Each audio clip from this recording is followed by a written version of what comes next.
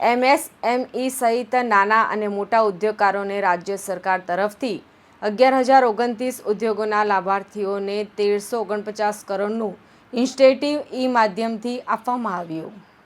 હર્ષભાઈ સંઘવીએ સંબોધનમાં જણાવ્યું કે મુખ્યમંત્રીનો આગ્રહ હોય છે કે કોઈ પણ ધક્કા વગર લોકોની કામગીરી કઈ રીતે થઈ શકે, ઇન્ટેન્સિવ ઝડપથી મળે તેવા પ્રયાસ કરવાનું જણાવાયું હતું. પ્રયાસમાં સહયોગ આપશો તો 100% કામગીરી કરશે તેવું જણાવાયું હતું. ઉદ્યોગના લોકો પાસેથી સહયોગની અપેક્ષા રખાય છે. પોતે તમે સિસ્ટમની એરર કરો પછી ધક્કા ખાવાનો વારો આવે. આવનારા સમયમાં તમારે કોઈની ભલામણ ન કરવી પડે તે માટેની વ્યવસ્થા કરવામાં આવશે. ઇન્સેન્ટિવ તમારા ખાતામાં ઝડપથી પહોંચે તે માટેની વ્યવસ્થા કરવામાં આવશે. કામગીરીમાં એરર રાખો તો ધક્કા જ ખાવા પડે. ઇન્ડસ્ટ્રીઝના સ્ટોક હોલ્ડર દ્વારા જે સૂચનો આપવામાં આવશે તે દિશામાં સરકાર આગળ વધશે. દરરોજ કંઈક નવું શીખવવાનું સરકાર આયોજન કરતી હોય છે. આપણા દેશમાં અને ગુજરાતમાં સૌથી મોટી ગાર્મેન્ટ સેક્ટરમાં તક રહેલી છે. આ એક મોટી તક છે. નાની નાની ભૂલો નીકળવાને બદલે તકલીફનું સોલ્યુશન કઈ રીતે લાવી શકે તે દિશામાં આગળ વધવાનું છે. આપના રાજ્યમાં વધુમાં વધુ ઉદ્યોગો આવે તે માટેના પ્રયાસ. આપના રાજ્યમાં વધુ વસ્તુની વ્યવસ્થા કરાય. અન્ય રાજ્યમાં 2% ઇન્સેન્ટિવ આપે તેવા લોભમાં આપણે સી માટે અન્ય રાજ્યમાં જવું. ગાર્મેન્ટ સેક્ટરમાં ગુજરાત આવનારા સમયમાં મોટું લીડર તરીકે ઉભરાશે. અન્ય ઇન્ક્વાયરીઓ આવી રહી છે. ટ્રાયબલ ડિસ્ટ્રિક્ટની અંદર મહિલાઓને રોજગારી આપી શકાય તે માટેના પ્રયાસ સરકાર કરી રહી છે. 3-4 માસની અંદર જે સૂચનો આપ્યા હતા તેમાં 7 વિષયોનો નિકાલ કરી શક્યા છે, જ્યારે 18 જેટલા વિષયો પર હાલ ચર્ચા ચાલી રહી છે. ગાંધીનગર સુધી લોકોને ધક્કા ન ખાવા પડે તે માટેની વ્યવસ્થા આપણે અહીં કહી રહ્યા છીએ જેવું જણાવાયું હતું. શકે તે દિશામાં આગળ વધવાનું. આજે વન ક્લિક માં જે રાજ્યના નાગરિકોને સીધા જે ઇન્સેન્ટિવ મળવાના છે એનો ખાલી આંકડો તમારી સૌની સામે આપવા માંગુ છું. MSME સેક્ટરના 7495 લાભાર્થીઓને 299.75 કરોડ રૂપિયા આજે રાજ્યના સૌ MSME સેક્ટર જોડે જોડાયેલા લોકોને અહીંયાથી લાભ મળશે.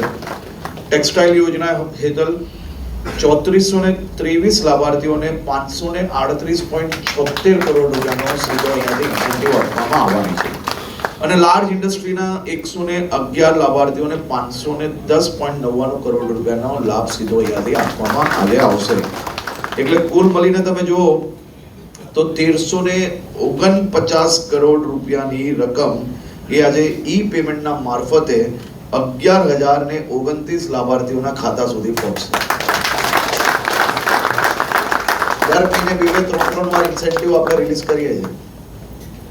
હવે જે લોકોને એમ લાગતું હોય ને કે કોઈ બીજા રાજ્યની અંદર ઇન્સેન્ટિવ ખૂબ સારા છે,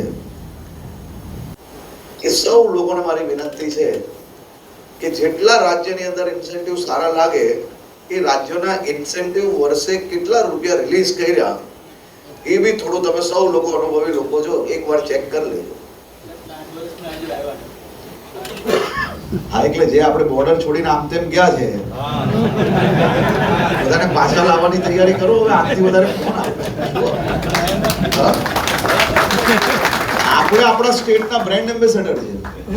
આપણા સ્ટેટમાં આપણે દુનિયાના કોઈ બી લોકો ઇન્વેસ્ટ કરે છે તો આપણે ગેરંટી આપી શકીએ કે ગુજરાતના નાગરિકો એવા છે કે અહીંયા ઇન્વેસ્ટમેન્ટ કરેલો એક રૂપિયો તમારો આજીવન સુરક્ષિત છે. અને અહીંયા ઇન્વેસ્ટમેન્ટ કરેલો એક રૂપિયો તમારું ભવિષ્યની અંદર વધુમાં વધુ રિટર્ન આવશે. એ જવાબદારી આપણા લોકોની છે, અહીંયા બેઠેલા લોકોની, કે આપણે આપણા વચ્ચેના લોકોને કોઈ બીજા રાજ્યની અંદર ભૂલથી બી 5 રૂપિયાનું ઇન્વેસ્ટમેન્ટ કેના માટે જાય? આપણા રાજ્યમાં બધી જ વસ્તુની વ્યવસ્થાઓ હોય તો 2% ઇન્સેન્ટિવ વધારે કોઈ આમ તેમ આપે પણ એ ઇન્સેન્ટિવ આવવું બી તો જોઈએ. એવા 2% ઇન્સેન્ટિવ માટે આપણે કે આમ તેમ જવાની જરૂર નથી.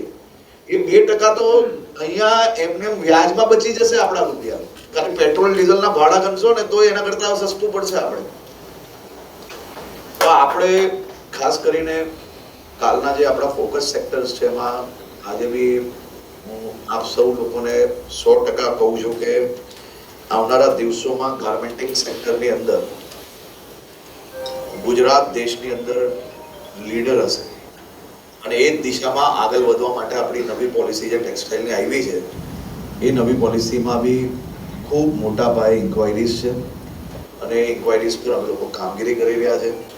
અને વધુમાં વધુ ગાર્મેન્ટિંગ સેક્ટર પર જે ઇન્વેસ્ટમેન્ટ આવી રહ્યા છે તે આપણે સુરતથી લઈને સીધા ડાંગ સુધી અને વધુમાં વધુ ટ્રાઇબલ ડિસ્ટ્રિક્ટ્સની અંદર જ્યાં લોકલ રોજગારી વધુમાં વધુ મહિલાઓને આપી શકાય તે દિશામાં ગાર્મેન્ટિંગ માટે ઇન્વેસ્ટમેન્ટ માટે આપણે લોકો પ્રયાસ કરી રહ્યા છે અને મને 100% વિશ્વાસ છે કે રાજ્ય સરકારની ટીમ દ્વારા જે પ્રયાસ થાય છે અને સાથે થોડો ધક્કો તમે સૌ લોકો બી સાથે મળીને જો લગાડશો તો સ્પીડને આપણે 10 ગણી વધારતા વાર નહીં લાગશે અને આપણે હમણાં બધા લોકો જોડે બેસવાના બી છે અને તમારામાંથી ઘણા બધા લોકોએ છેલ્લા 3-4 મહિનાની અંદર જે સજેશન્સ આપેલા હતા એમાંથી 7 જેવા વિષયો એવા છે કે જેના નિકાલ આપણે લાવવામાં સફળતા મળી છે. બીજા 18 વિષય એવા છે કે જેમાં હજી કામગીરી ચાલુ છે. 18માંથી